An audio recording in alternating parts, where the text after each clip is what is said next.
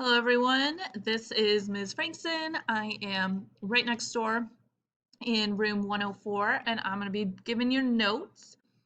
I figured it'd be easier than trying to have the sub do it since I teach this already. So what we're going to talk about today is population genetics and speciation.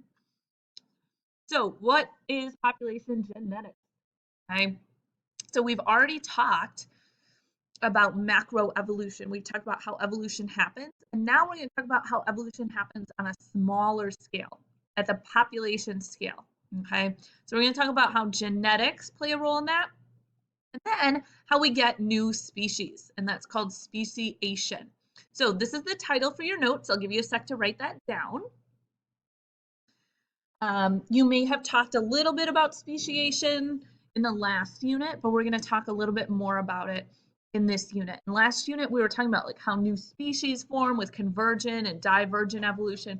Now we're going to talk about a different type of evolution that occurs on a much smaller level, okay? So the first thing we need to talk about is what is a population. So we're going to be talking about how populations evolve, and we need to first define what a population is. So a population is a group of individuals of the same species that live in the same area. I'll give you a second to write that down, and I'll talk about it a little. So what exactly is a population then? They have to be the same species. So like 40 pigs that live in your backyard. Okay, I don't know why you have pigs living in your backyard, but if you have 40 pigs living in your backyard, that would be a population. Or all the deer in Wisconsin, that would be a population. Things that are not a population, a whole bunch of zebras and gazelles and giraffes, that would not be a population. So they all have to be the same species. That's what we talk about when we say a population, okay? Now, they don't have to be living separate from each other because we all know that lots of different animals live together. So like in your backyard, you might have squirrels and possums and deer and mice.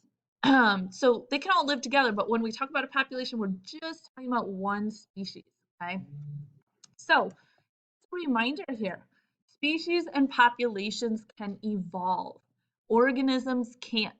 So an organism can't evolve. Remember last chapter we talked about if an organism changes over the course of its lifetime, that's called acclimation. So, sorry about that, Mel. For example, all right, if a coyote loses some of its fur in a fire, that would be an acclimation, okay? Or a deer learns that the best grass is over on the other side of the meadow, so he learns to go over there to eat. That would be acclimation because he's learning it in his lifetime. But remember, evolution is change over time, and we talk about that with the DNA, okay? So an organism can't change its DNA in its lifetime. That's why it can't evolve. But a whole group of species can evolve, or a whole population can evolve over time, okay? All right, so what exactly do we call this type of evolution? Since we said it's a new type of evolution, what do we call it? We call it microevolution. So micro means small. We talked about macroevolution, which is evolution on the species level. Now we have microevolution. And this is a change in the genetic material or a change in the genes of a population. Okay, so if you want to write genes there, you can instead of genetic material. Remember, genes are stretches of DNA. Okay, so we'll be talking about how these genes change in a population. Let me give you an example. Let's say we have a population and 50% of the rabbits in this population are brown and 50% are white. Okay, 50% brown, 50% white. And over time, after like 5 years, we see that 90% are brown and 10% are white. That would be an example of microevolution, okay? We're not talking about like the rabbits evolving into a new species. All we're talking about is that the amount of brown genes and white genes in the population changed over time, okay? Over here is another example. Here's our original population, You can think of them as bacteria or whatever. We got blue bacteria, white, red, and green, okay? Now, over time, don't worry about all these words, but over time, we end up with a population that's only red and yellow. Okay, this is microevolution. Why? Because we started off with 4 different types of alleles or genes, and we end up with only 2. So they changed the alleles in this population, or the genes in this population changed over time, okay? All right, so in nature, many of these genes that organisms have follow what we call a bell curve. Okay, so write this down. They follow a bell curve. You might be wondering, why is it called a bell curve? Well, it looks kind of like a bell. It's really hard to draw on this computer here. I'll show you. It's my really awesome bell, right? Kind of looks like a bell. So many of them follow a bell curve. Now, what does this bell curve actually mean? Sorry, I accidentally clicked on that. This bell curve, if we look at this, it says number of people over here and height of North American men.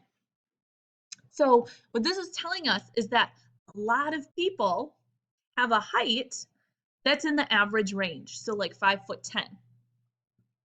How many men do you know who are 7 feet tall? Not very many.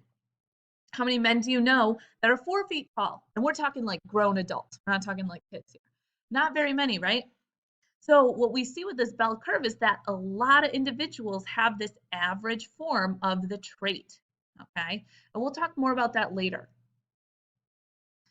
So now when we talk about populations, we have to talk about the gene pool, all right? The gene pool is not a pool you can go swimming in. I know, sorry. But the gene pool is all of the genes or alleles in a population. So scientists talk about this. It's not something you can necessarily see or touch. It's just an idea. It's an idea that if we count up all of these genes, we count up all the big B's in a population and all the little b's, we'll have an idea of how many big B's and how many little b's there are. So we talk about the gene pool of a population changing because the genes, the frequency or the amount of a certain gene might change over time. So a gene pool is the total genetic information or the total genes available in a population. Okay. I'll give you a second to write that down.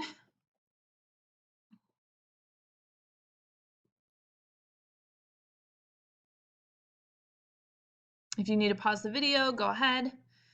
All right, so gene pool, we talk about that with microevolution because microevolution, we're looking at how the genes in a population change over time.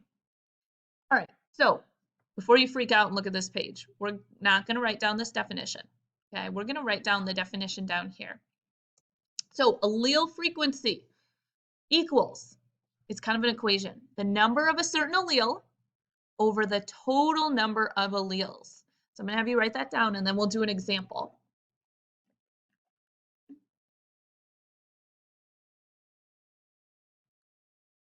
So now you're like, well, who cares about allele frequency?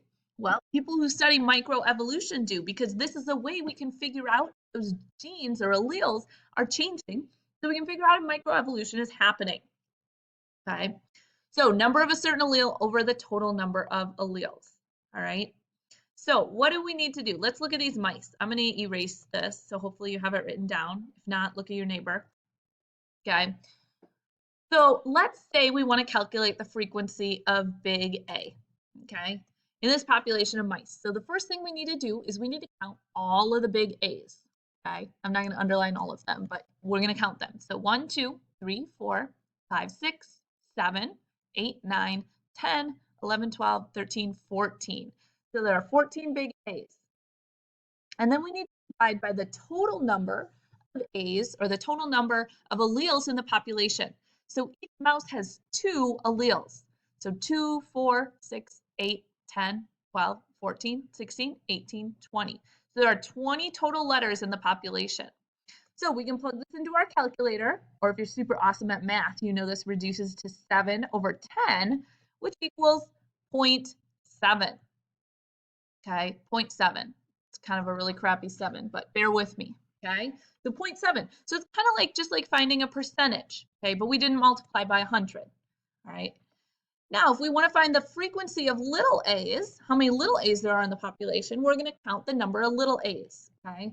So 1, 2, 3, 4, 5, 6. So we have 6, and then we divide by the total number of alleles. Again, this is 20, okay?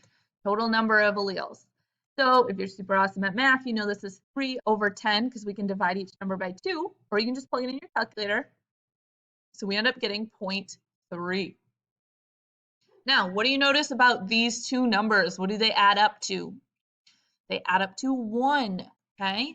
So you can always check your math and see, do these add up to 1, okay? All right. Last slide here. You guys have been great. Phenotype frequency. Again, erase, erase, erase, okay? We're only going to write down this term, and I'm going to try to equals the number of a certain phenotype, okay, divided by, which I'm going to have to draw a line here because my computer can't do it, total organisms. So let me give you a sec to write that.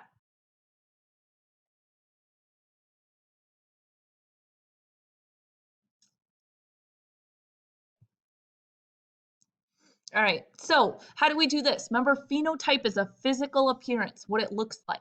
So we're going to do the phenotype frequency of tan mice.